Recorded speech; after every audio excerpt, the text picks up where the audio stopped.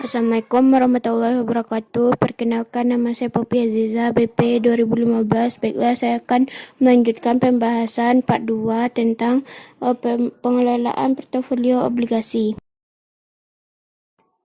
Baiklah, yang pertama itu durasi dan konveksitas dan yang dimodifikasi.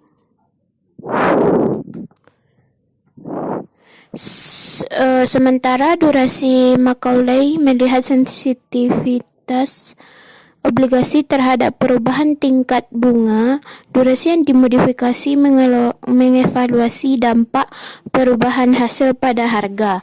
Durasi yang dimodifikasi dapat digunakan untuk memperkirakan perubahan harga obligasi, mengingat perubahan kecil dalam hasil yang diperlukan.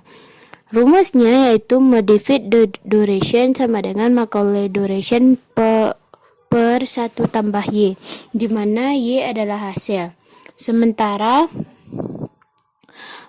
approximate change in bond price sama dengan mean modified duration kali delta Y kali B, di mana Y adalah perubahan hasil dan B yaitu nilai sekarang dari obligasi. Yang ketiga yaitu ada durasi portofolio, yaitu hanyalah rata-rata tertimbang dari durasi individu obligasi dalam portofolio.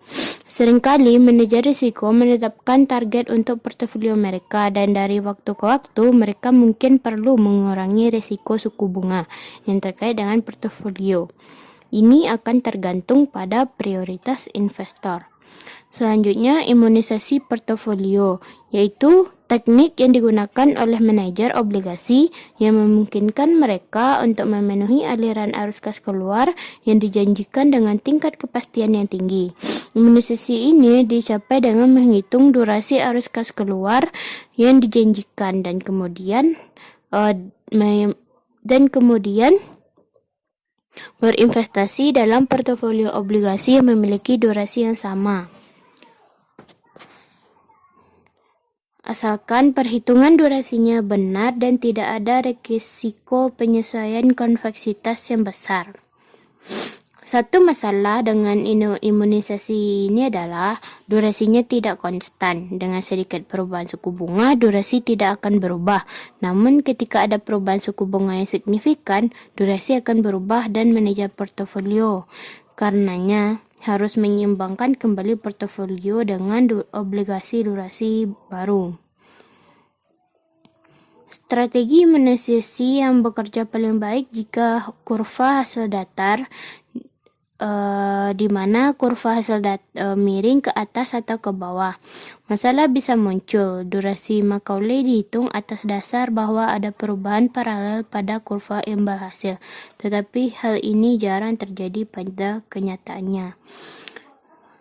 Selanjutnya itu ada pencocokan arus kas dan dedikasi.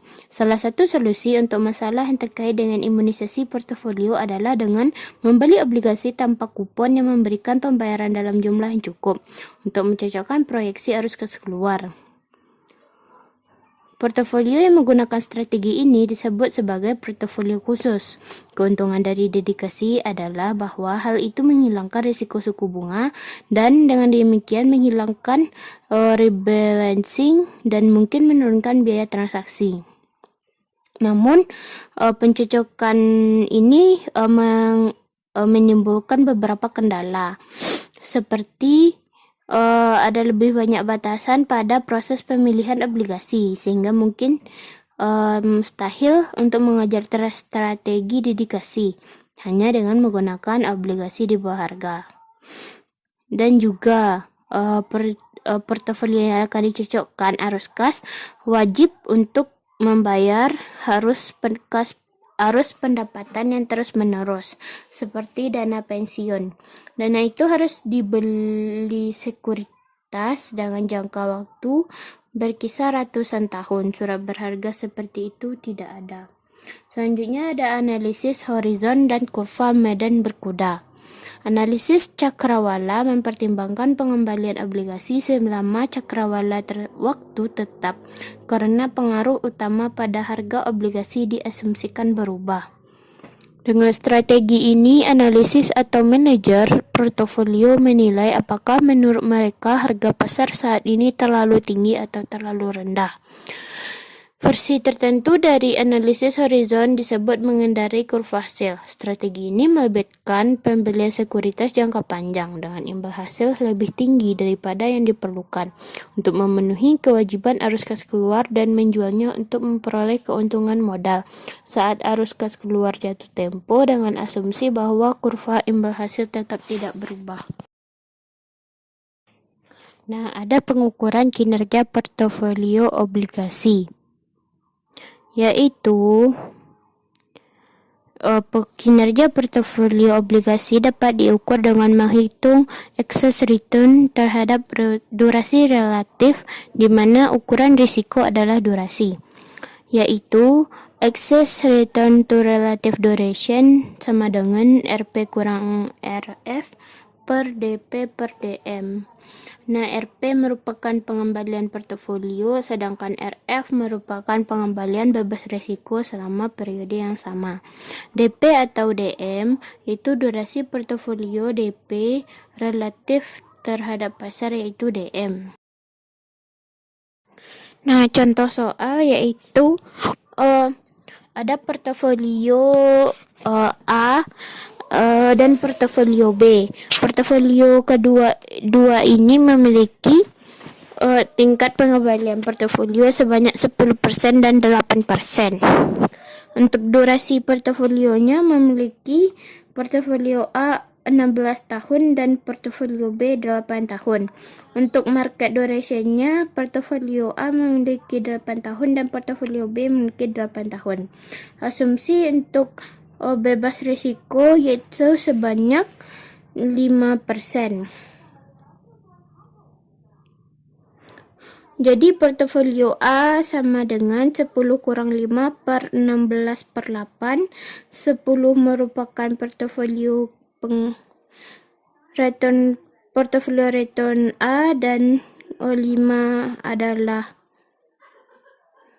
dikurangi 5 yaitu risk free rate-nya, per 16 yaitu portofolio durasi portofolio A, dan 8 merupakan durasi portofolio yang B.